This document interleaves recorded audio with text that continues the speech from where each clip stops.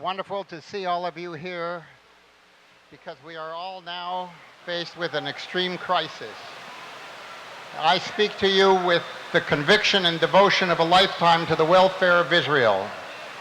This means we have to stop the suicidal agreement that permits Iran to build a nuclear infrastructure. It is effectively the stopping of a terrorist state from going nuclear. What do you hear in Iran? Death to America, death to Israel, death to Jews anywhere. Their mobs chant it, their leaders mean it. This was made clear by Ali Khamenei, Iran's spiritual leader, who in a very recent speech said, "We will humiliate America. Death to Israel and death to America." This is a wake-up call that should sober the American public. He said, trade will not change Iran. The lifting of sanctions isn't going to make Iran a moderate country. So it is a false hope that lifting sanctions will make the regime of the Ayatollah more accommodating. They are now stronger, and it is almost impossible to placate the extremists, according to the New York Times. So, can Iran be trusted? You only have to ask the question to know the futility of it. Look at their history of defiance and deceit. Listen to the Arab countries such as Saudi Arabia, Egypt, Jordan, and the Emirates, and their hostility to Iran. As Israeli Prime Minister put it, when Arabs and Israelis agree, it is worth paying attention. Every day of the next 59, we have to make our voice heard in the Congress. It's called on to make a judgment as faithful as any in modern history. The deal does not avoid war. On the contrary, it feeds the flames of war and makes war with Iran more likely.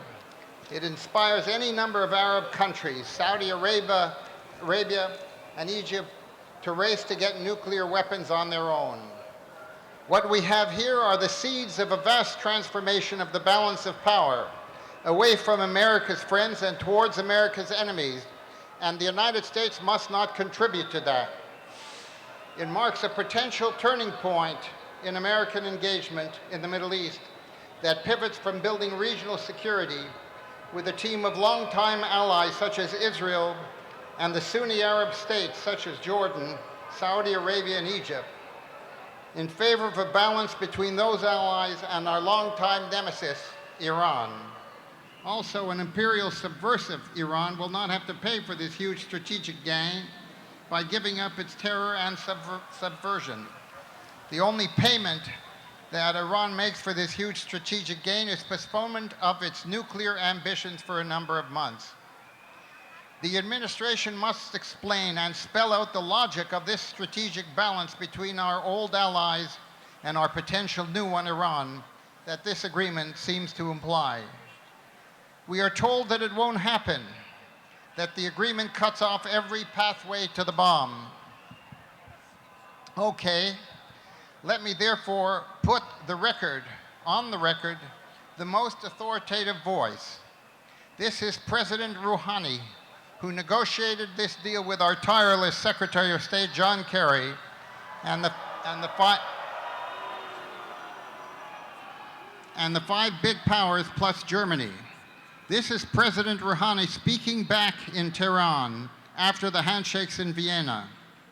At first, the United States wanted us to be limited to 100 centrifuges. Now we will have 6,000. That's the United States, wanted restrictions to end some 25 years. Now it's 8. The United States, first said we could only have IR-1 centrifuges. Now we can have IR-6, 7, 8 advanced centrifuges. They said, that is the USA, that the heavy water plant at Iraq was to be dismantled. Now it will remain with heavy water under these conditions. That said, that is, the United States said, their nuclear plant in Fordo had to be closed. Now they will have 1,000 centrifuges there. Whatever we decide about the nuclear deal, we are letting the Iranian tiger out of the cage. We are ready to feed the beast by approving the release of $140 billion in frozen assets without any commitment on how it will be spent. What are we looking at? A day after Iran and the world power shook hands on this deal, Rouhani did a little bragging.